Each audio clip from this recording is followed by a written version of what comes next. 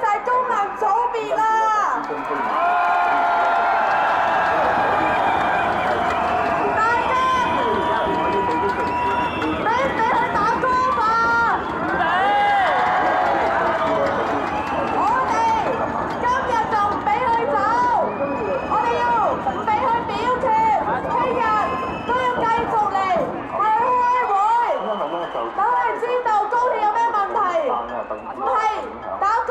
逍遙，唔理高鐵對人對家園係點樣剷除破壞。數目咧係同埋咧，其實呢幾日咧睇到咁多官啊、特首啊、功能組別議員啊、保皇黨嘅嘴臉咧，佢哋而家真係樣衰到出面㗎。其實咁咧，如果我哋咧想叫佢收工嘅話，我哋真係叫多啲朋友嚟一齊，叫佢哋收工。同埋阻止呢個撥款通過，我哋唔可以俾佢哋過得咁涼快嘅，係咪啊？因為呢啲係無恥之徒嚟㗎，佢哋真係好無恥啊！有3條友要去打工，試問佢夠唔夠膽出嚟面對呢度萬幾人？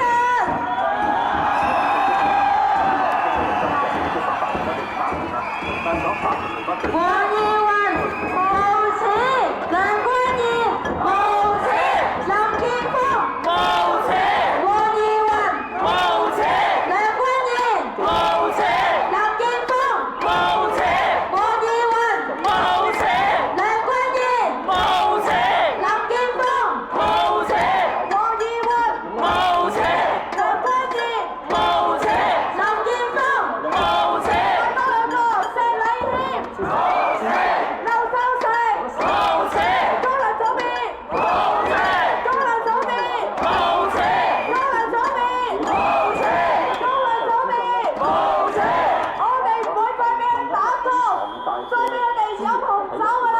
但好多市民咧，我將講過，嗰個調查講咗，我高鐵呢一件事，完全咁樣暴露咗呢一班功能組別嘅無恥之徒。佢從今日開始，佢唔係從今日㗎啦。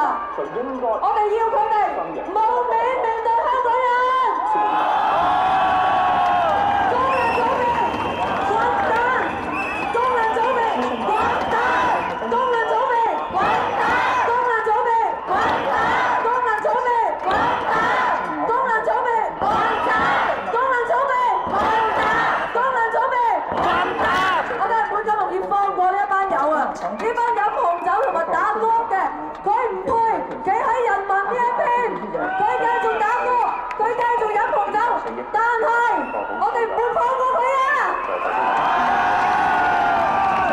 佢哋已經冇資格再成為人民嘅議員啦，大家話係咪？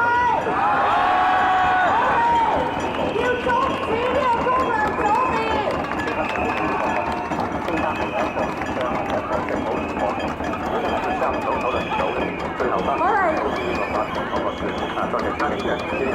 唔好忘記，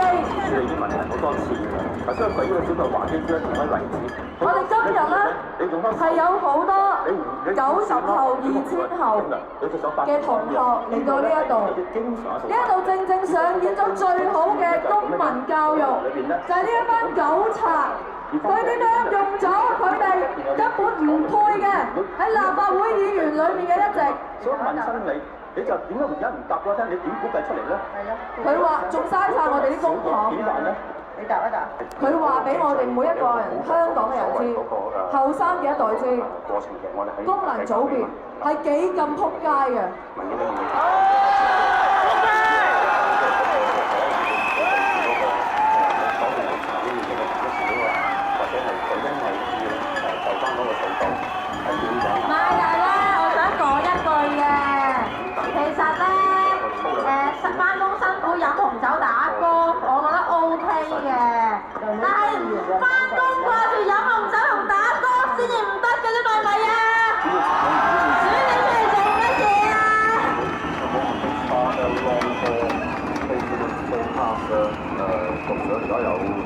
有一個回應嚟，因為頭先聽梁家騮議員咁聞咧，即係似乎佢喺被游說嘅過程咧，佢都睇過啦。